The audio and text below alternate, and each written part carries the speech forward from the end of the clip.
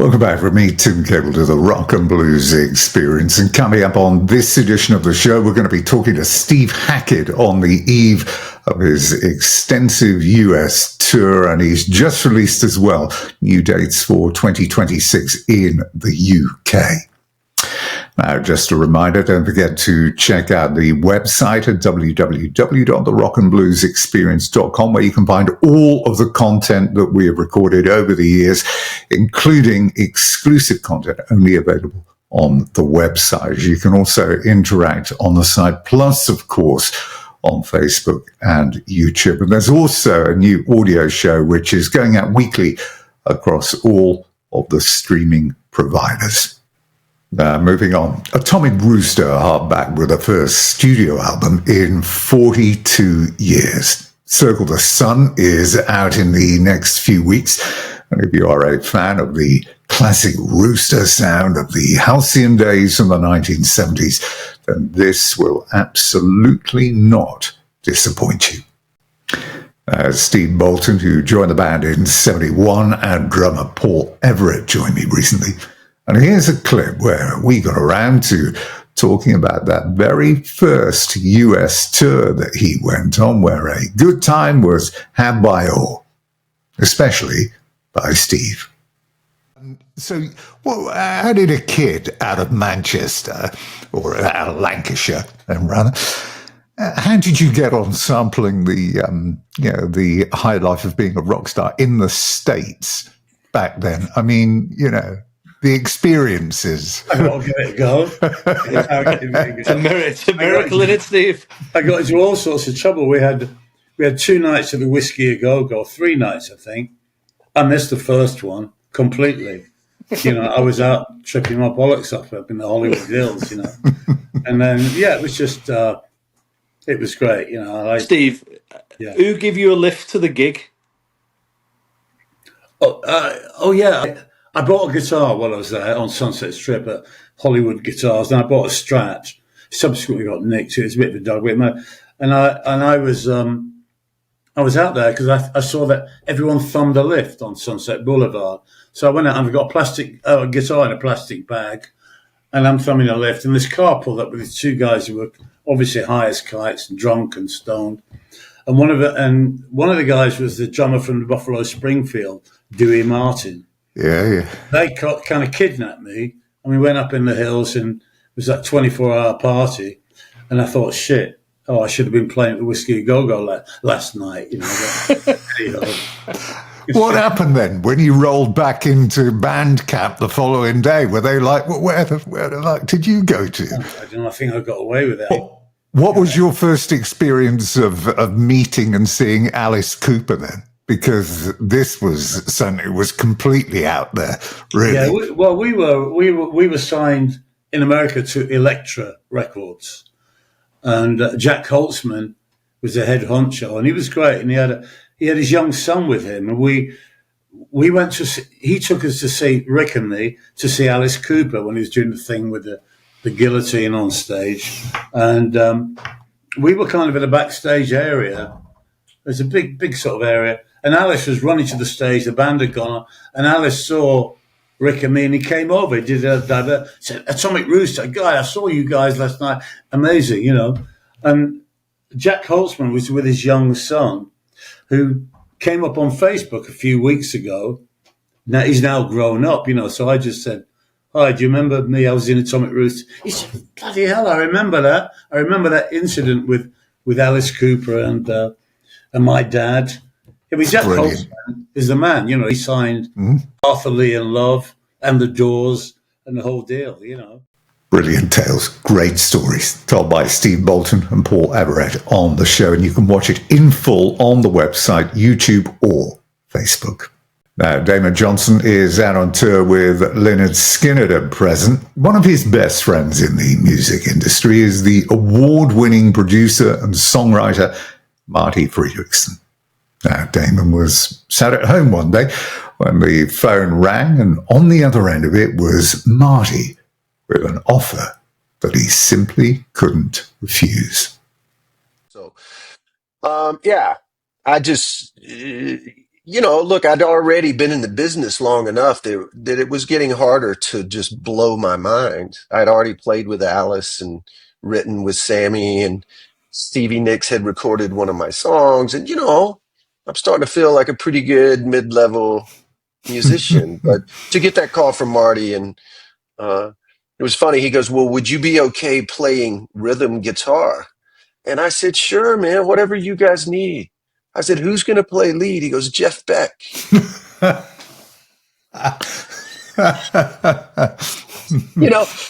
I think I might have physically sort of fallen out of my chair. And I said, "Oh my God, Jeff and Steven." He goes, "Well, there's more." He goes, "We're going to have a guest bass player on Sweet Emotion." I said, "Who, John Paul Jones?" He goes, "Better." I said, "Geddy Lee." He goes, "Better." Incredible. And Sting was so wonderful, Tim. He was so wonderful. We had one rehearsal in Las Vegas the day before the show. And I'm a fan, deep fan of Sting, studied his songwriting for decades.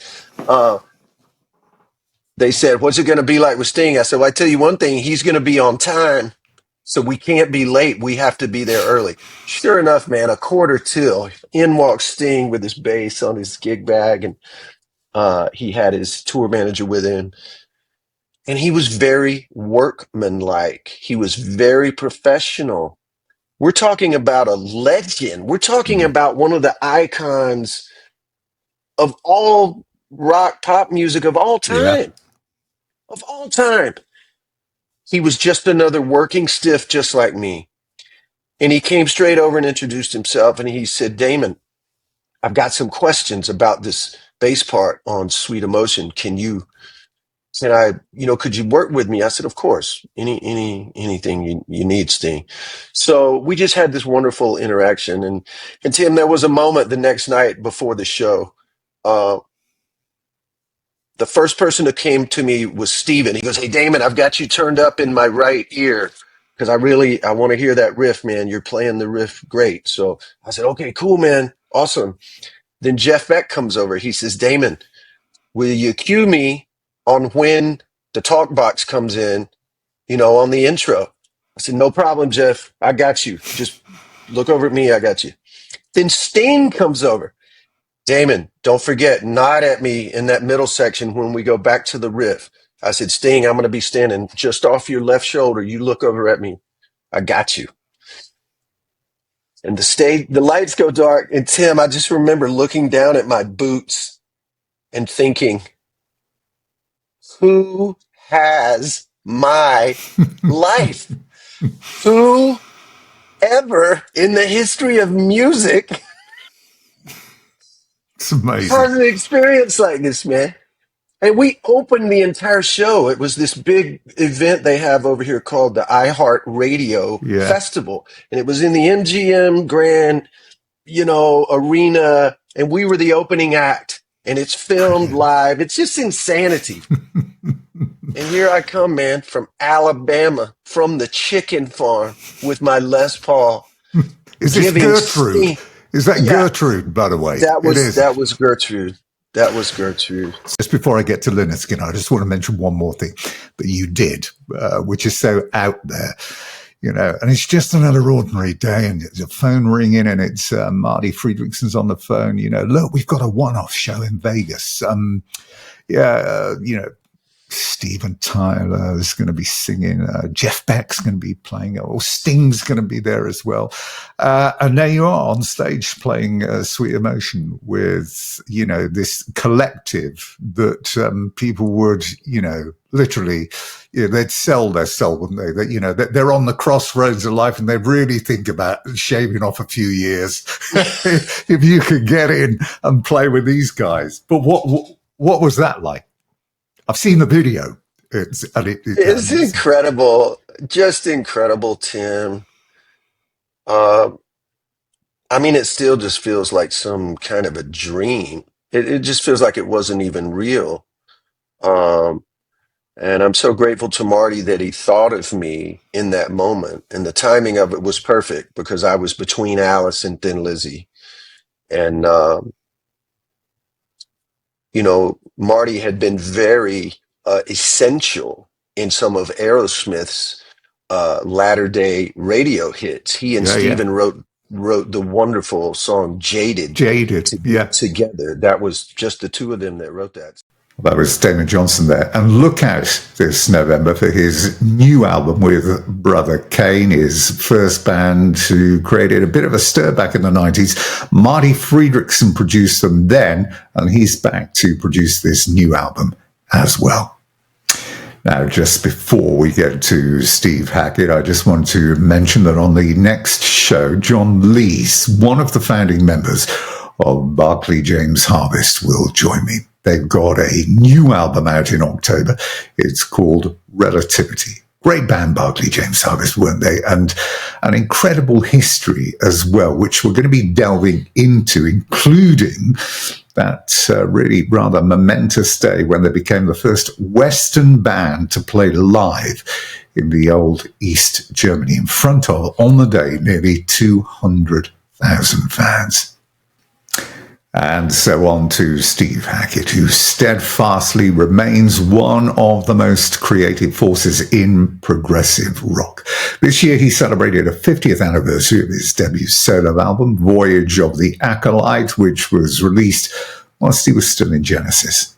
And not counting the 6 studio and multiple live albums he did with Genesis, his career has been a constant source of musical discovery and enlightenment. Over the years, 30 studio albums have been produced and 22 live, and let's not forget as well the live shows, which remain a feature of the music calendar. Now, Steve is about to hit the US on an extensive tour there, and he has announced new dates for the UK in 2026. A perfect time to catch up with Steve and talk about what continues to drive him to create and to look back on some selected moments from his solo and his Genesis career. Here we are then in 2025, and you're this musician that still has the same level of joy and enthusiasm that you did on day one. And I'll quote you here. The quote was, I'm still in love with the idea of music. I adore it. It sends shivers down my spine. It keeps me sufficiently young to tour with gusto. Now, these are very strong sentiments. Well, is that a question? Yeah, I think I would reaffirm all of that. It is the very air that I breathe. It's the oxygen that I need that gets me up every day and motivates me greatly, and inwardly, wouldn't it be wonderful to be, a 19-year-old wannabe with the ability to be able to do what I can do now. It's funny, ambition is a strange thing. When you start out as a kid, you just want to own a guitar that's a little bit too expensive, and your nose is pressed up against shop windows in Shaftesbury Avenue and Charing Cross Road, things that you can't quite afford. And so that the ambition is, yes, to get the equipment. Then once you've got the equipment, then you're thinking, oh, I need a band to play with. And so the ambition shifts. You get a band there. Oh, wouldn't it be nice to have a record? Wouldn't it be nice to have a hit record? Oh, wouldn't it be nice to not just be playing Down the Dog and Duck? Wouldn't it be nice to be doing the Albert Hall? And all these various things came to pass. And lo, they did. But in the book of Genesis and beyond.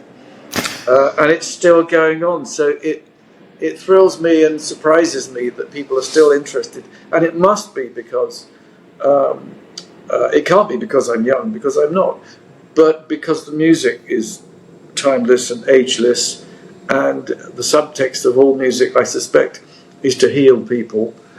And I think it's a great ambassador for peace, and it does things that politicians no longer do.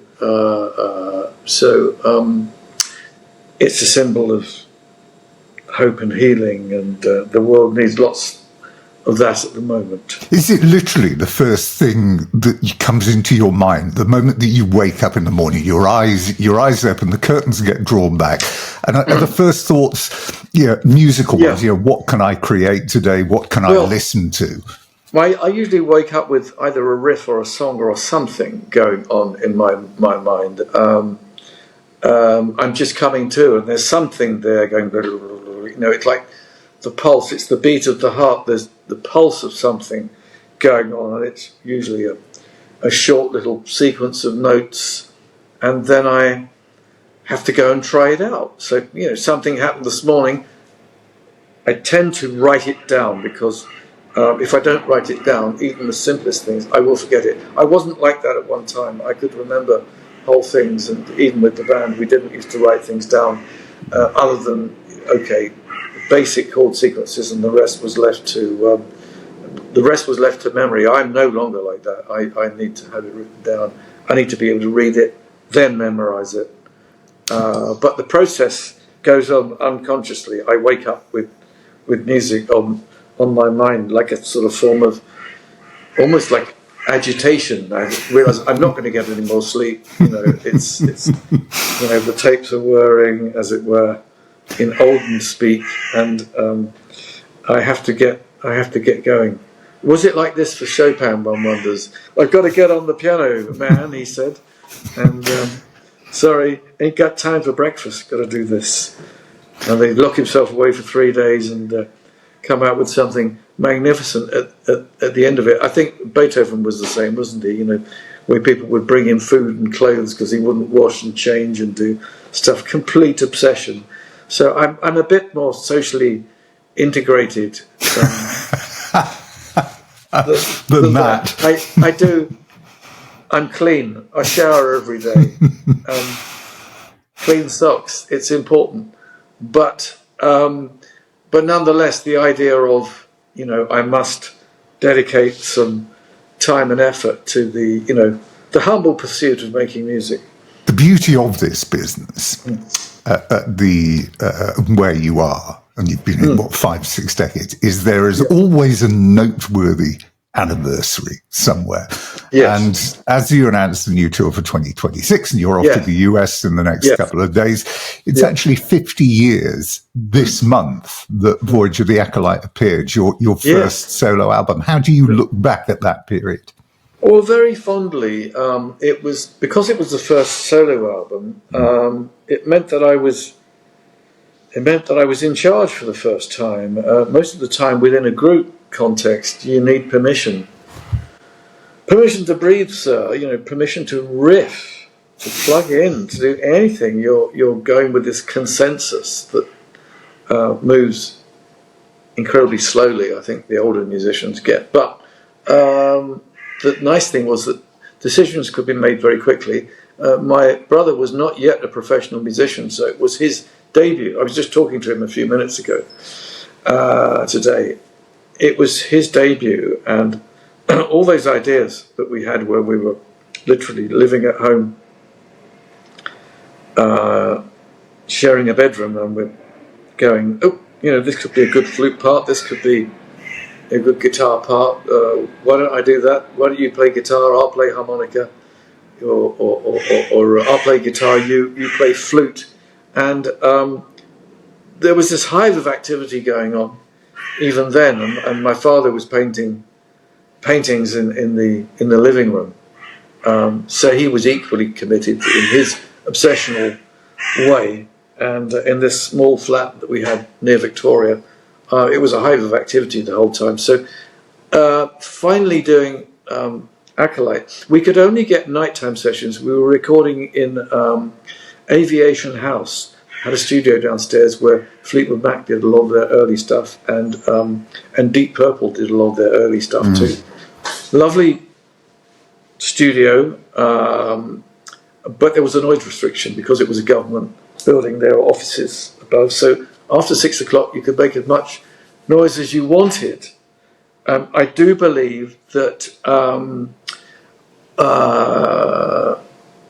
when Fleetwood Mac were recording Green Manalishi, they used the car park as an echo chamber and put a PA in there, so that Peter Green was singing into something that was filling the car park. This is 3 a.m. in the morning. Nobody told the night watchman. So he got freaked when he just heard this ghostly voice going in a way that it does. And Green Manalishi. But what was wonderful was here was a studio. It was all for me. Of course, we worked all through the night, and we were very young, and we did it on very little sleep, and so I wasn't very healthy at the end of it. But I was, a proud father of a new album, and the process was really amazing. It was lovely to work with Mike Rutherford and Phil Collins outside the auspices of the band, and point them in a direction that they lapped up and just immediately knew what to do. I hadn't realised quite how quick they were on the uptake of things, because I was showing them things with a difficult time signature, possibly at 3 in the morning, going, it goes like this: 1 2 3 1 2 3 1 2 3 4 1 2 3 4. Da, da, da, da. I mean, all this kind of stuff. You had to be sober to do any of this proggy stuff. So it's very proggy. It's very classical, very classically influenced. But my brother sounds absolutely wonderful on it. It's as much about the flute playing as the guitar playing. I think I wanted to give him a fair run at it. When it came out, and it was as well received as it was, it made the Billboard 200, the top 30 UK albums. Yeah. So did this validate completely your view that the future was you as a solo artist? Yes, I was sufficiently encouraged. There were people who were saying to me, we like this better than Genesis, and just as well. People were saying that. Sufficient to be able to support a solo career, 2 or so years after the event. That's what I did, and I was working with people, outside Genesis. But, these days I choose to celebrate live much of what we did with Genesis. I'm seeing them this very day, the Genesis guys, if I didn't mention it earlier, as there's a playback of the Atmos of Lamb Lies Down on Broadway. Yes. Another album which is 51 years old this very day. It's extraordinary stuff. Second project was a big undertaking because you've left the band, and it's partly due to the fact that you're recording this in the US. You're at Cherokee Studios, the old MGM studio. Elvis and Sinatra, Bowie had all recorded there, and the equally famous record plant, and then the cast list of people that you have involved. Yes. Richie Havens, you have the Kansas alumni, Steve Walsh and Phil Earhart. You've got Randy Crawford. So the pressure must have been really on here. Yes. It was greater because I came to realise that when working with Genesis, which had been really my only fully professional situation, we had our own language, we had our own reference points. And when I was talking to the Kansas guys, I didn't know the name for a shuffle. We called it a chug in Genesis.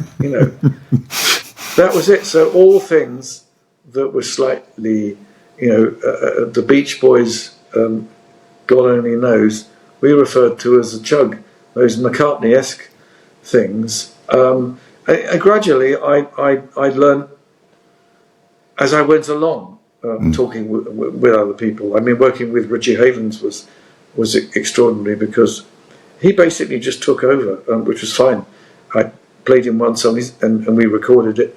I mean, I don't know how the man worked with no sleep, but he arrived and he suggested, okay, got the backing track, so but come out onto the studio floor with me so you're a few feet away so that you can give me feedback on this. So there I am, and he hadn't really learned the song, but it didn't really matter. Again, very, very quick on the uptake, and we had a kind of telepathy, which was wonderful. And then at the end of it, he said, "Oh, have you got any other songs?" Again, all-night session. I said, well, you must be tired, need to go to bed. He said, no, I don't get tired. Have you got another song? Flip side of the cassette that I had sent him, said, well, I got this one rather apologetically called How Can I? How do you feel about that? He said, yeah, let's do that now. Okay, fine. So what you do is you play guitar and I'll do percussion at the same time. So he's got a maraca in one hand, tambourine in the others. Yeah, 2 maracas, 1 tambourine. He's got a cigarette in his mouth. He's got a trilby hat on. And, I'm doing this. And luckily, I managed to get through the backing track without a click and all this sort of stuff and get to the end of the song. And then he said, yeah, so I'll do a vocal. He does this amazing vocal. I put on another guitar high up, like a sort of mandolin sort of area, and then I added a guitar synth, sounding rather like a squeeze box. It's very homegrown, but it's got a sweetness with his voice.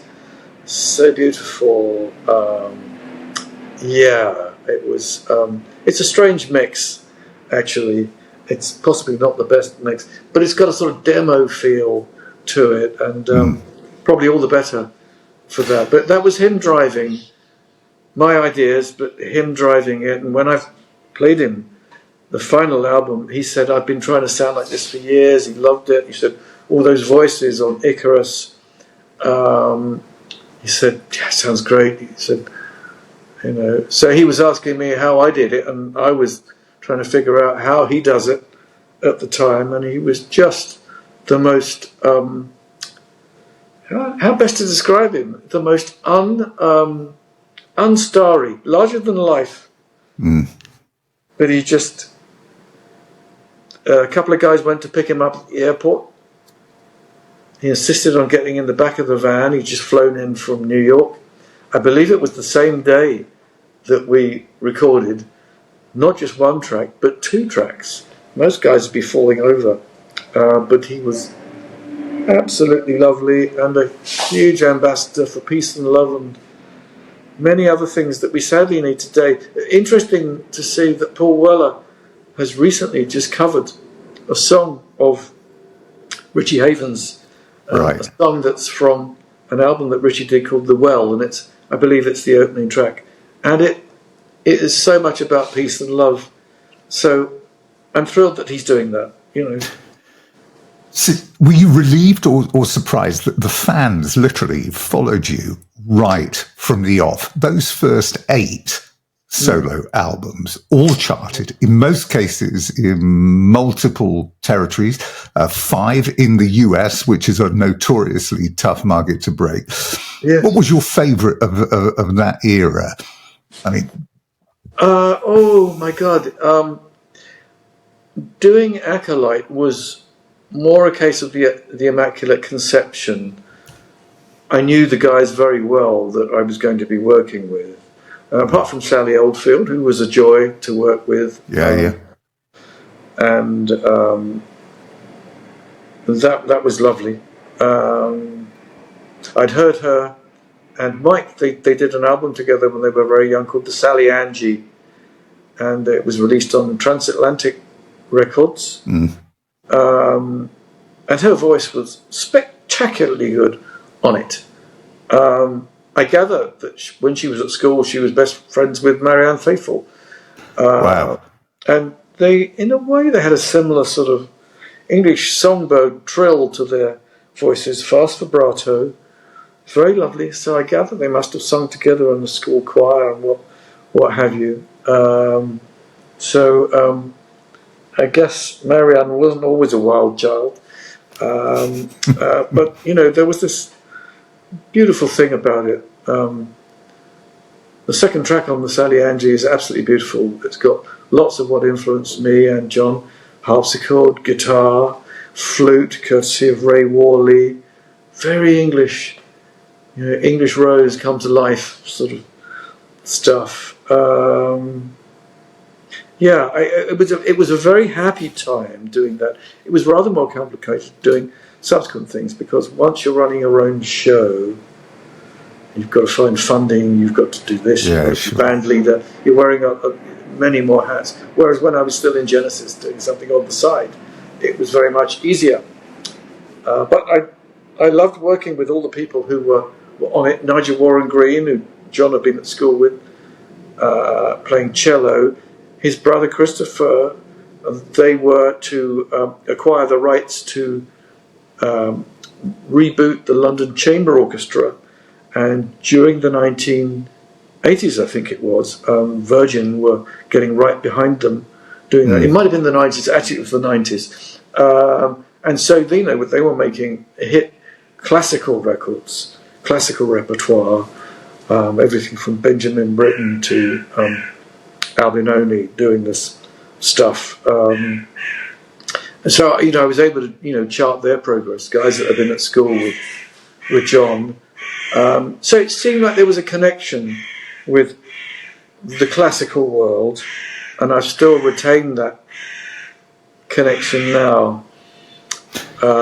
Even though I've never been properly schooled in classical stuff, it's probably a good thing, because had I done that, I might have just been recording Bach for the rest of my life. Nothing wrong with Bach, the greatest. Bach is the greatest, but I did an album many years later called Tribute with 6 pieces of Bach on them. That was by far and away the most difficult stuff I've ever had to play. And it's typical of me to start with the most difficult piece imaginable written for solo violin, the Chaconne. I thought if I can record that, then the rest will be possible. So I started with Everest, fledgling mountain climber that I was, and the Chaconne went very well. A beautiful commemorative piece about his first wife, I believe, who died suddenly, and hugely beautiful piece of music. I touched on those first 2 albums because that is where it began. Yeah. But since then, 30 solo albums have been produced. Plus, let's not forget, 22 live. If you add in the 6 Genesis studio and the 3 live, when you sit down to plan tours, because, you know, we're announcing this 2026 tour of the UK this week, and you're off to the US as well in the next couple of days. How do you build a set? And do you ever, once you've decided on the set, do you ever, when you're in mid-show, think, or, you know, during the tour, think, no, I want to change things around? How difficult is it? Well, you know, I think there's a doggy who's come up here. This is extraordinary. And he's got one of those collars on. It's really funny, and he's eating up all these nuts I've put down for the squirrels there. The important things in life that are going on. Meanwhile, the dog has got other concern. The squirrels are out in their hundreds, by the way. Right. I've played with this dog, throwing around a ball for it to catch and stuff like that. One of those Springer Spaniels, completely nuts out there. Anyway, so planning a set, I have to rationalise it, because there's an emotional side of me that wants to just do the latest, possibly the most complicated stuff, and I know that's difficult. I'm also dealing with, you know, changing personnel within the band as well. So we have a new drummer, Lale Larson, will be playing keyboards, and Felix Lerman on drums. So I've got a United Nations of a band. We celebrate the best wherever they're available from. Flying in the face of current politics, where we apparently seem to be only able to celebrate what's local and decry the rest. I often go at choosing a set with blind panic, thinking, what are we capable of playing? What am I capable of playing right now? I can do these ones practically without rehearsal. But there are lots of things that I have to learn from scratch. And I hate doing that. You know, I love putting together new songs spontaneously, where I'm adding things as they come to me. But by the time I've got to deliver this in a concrete kind of way, you know, it's rather more difficult. So with rehearsals, it's best to get it underway as soon as possible. And I put it off, and then I figured, I really got to knuckle under and do this so that I'm match fit, so that I can show the band and not be the old man out. The tour is going to feature Genesis as well. Yes. And for those who don't know, and there can't be many, but it is still a tale of the times, and it is such a quaint story almost now about how you became involved, running the ad in Melody Maker. Yes. And then getting the reply from Peter Gabriel. I mean, Yes. so many musicians and bands did exactly that, advertise themselves, advertise bands. How did he reply? Was it by letter or was it by phone call? No, it was phone call. Yes, I was lucky. I mean, this was a culmination of 5 years of ads in the back pages of Melody Maker. Right. So it sounds like it's, I just put an ad in, and then Pete phones up and says, why don't we do the party right here? That's the Hollywood version. The real version is that it was 5 years of ads, and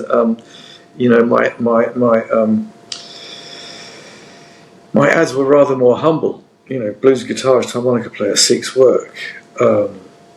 Not too many bites there. Then it's over time, as music changed and as I became a tad more articulate, I think, I was making all these claims about sound like a music professor, and I'd really done very little. Everything was aspiration.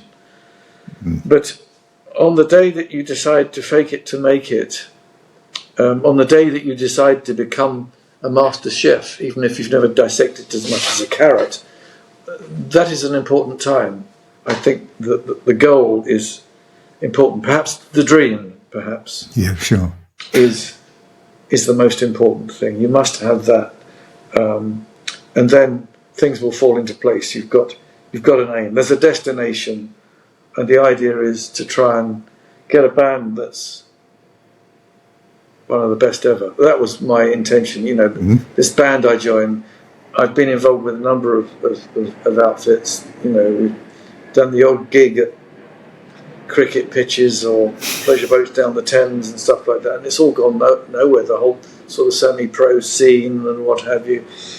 I thought, let's aim high, and then having gotten that band, let's try and up the ante, up the game. Let's push everyone to do stuff that's more virtuosic. Let's try and rearm the band.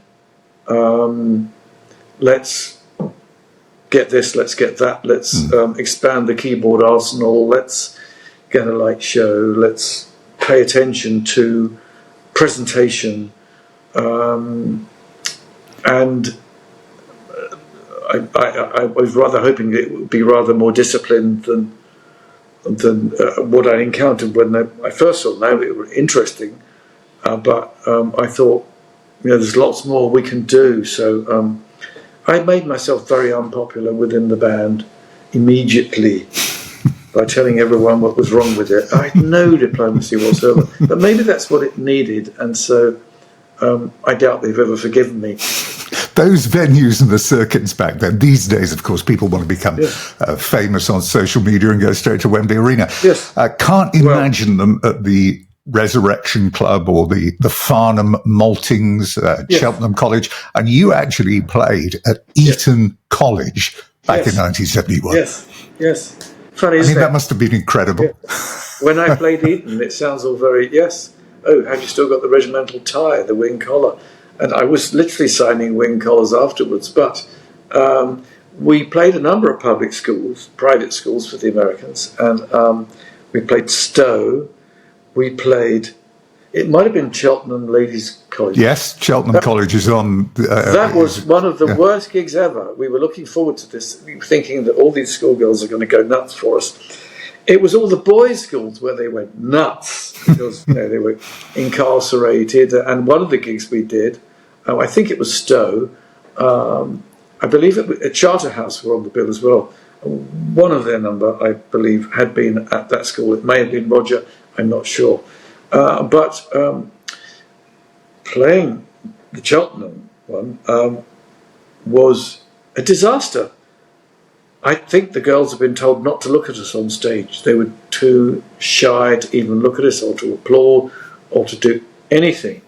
You know, they all sat there absolutely, resolutely disinterested in the band, completely embarrassed to look at these young men, hairy young men on stage. Someone must have read them the Riot Act and said, "Now, girls, I want you to know that all these young men, you must never speak to them. You mustn't look at them. Don't encourage them. They'll only want your virtue and nothing else." I don't know what they told them. I have no idea. The favourite album of yours, of Genesis, will probably be included, perhaps, sort of Selling England by the Pound. I know you've already done a tour, but I do love going back to look at the reviews of these, and that one in particular at the time. Listening to this is like experiencing time travel from a lone voice on a British hillside to corporations taking over. You don't get people who write reviews like that anymore. No, it's well, I think Lennon picked up on the band round about that time. Yes. We started hearing him saying nice things.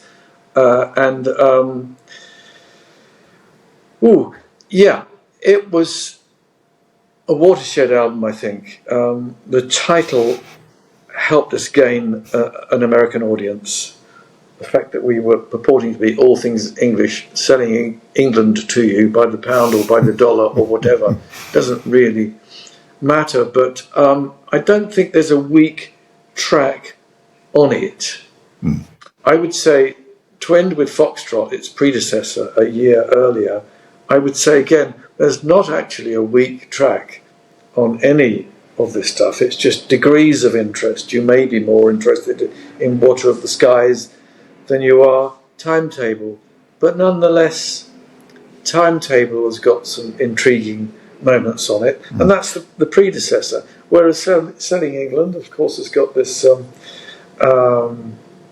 extraordinary first track on it for a start, with all of its time travel and a kind of collision of genres, perhaps. And I must mention, because you're talking about tours, and we have the 2026, but first 2025, and an extensive US tour. This was the time that you toured the USA for the very first time. What was it like for you to experience the culture and the lifestyle? Well, I think that the first time I was in New York, I'd been told a day or so beforehand that there'd literally been some sort of police thing going on, and the police had their guns out and they were chasing some guy up the stairs in the very hotel that we were going to stay in New York. That was the Gorham. And so I remember approaching New York with some trepidation because the stories of violence were legion at that time, and I thought I was entering a war zone, and the Americans didn't really understand us. They didn't really get it. I mean, I remember having this conversation with Michael Palin a couple of years later, and Monty Python. I said to him, because I was having dinner with him and a number of friends, I said, strangely, the other day I saw Monty Python in Dallas. I was watching English humour in Dallas. What do you think they made of it? And he said, strangely, Python broke out of Dallas. That for some reason the American southern states seemed to get it before the East Coast or the West Coast. Don't ask me why. But you wouldn't have thought of them as closet Anglophiles. Hardly. But America didn't understand Genesis. Whenever there were those tinkly little 12-string passages, Americans would shout it down. They would shout out, "Hey, we want a boogie, boogie! Oh, where's the boogie band? We're off to the bar." That's what we encountered. So I dreaded doing the quiet moments in shows in those days. Since then, the Americans have become more anglicized and are ready to take the fact that, yes, here's a quiet moment, but that means it's going to be loud in a minute. You can get dynamics into the songs. You can do it now, but then they just wanted to party all night. And what they really wanted was Leonard Skinner, Sweet Home Alabama, perfect band for everywhere in America at that time. Nothing wrong with that. That's fine. Springsteen, same thing. You know, not known for the quiet passages. That's the important thing. But over time, of course, I hated doing the quiet moments, but you know, we had to weather that to get to the next stage. I was going to say 6 nights you did at the Roxy in LA, which was this new venue that was part owned by David Geffen. Did you meet Geffen when you were out there? And I don't remember meeting him, but he may well have been there. We did 6 shows actually. There were 2 shows a night. So, but I think it might have been the same 500 people we played to every time. Yes. For somebody who has achieved on the face of it pretty much everything, is there still something left that you want to achieve that you haven't? Oh well, lots of things, I think. Yeah, give me another 50 years to do it. That's my ambition. Yeah.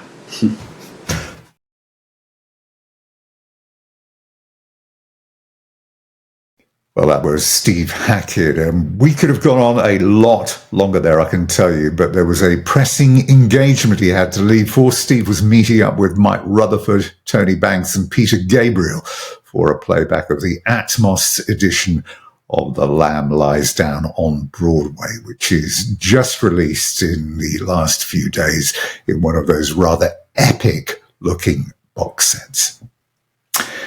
And that is it then for now. Don't forget, you can catch up with all of the content, including features with Leonard Skinner, Greg T. Walker of Blackfoot, Damon Johnson, Toya Wilcox, who is in fantastic form, and most recently Atomic Rooster. It's all over on the website, www.therockandbluesexperience.com, or on Facebook or YouTube. That is it then for now. We will be back next week. Until then, thank you very much for watching, and I look forward to your company again next time out. From me, though, Tim Caple, bye-bye for now.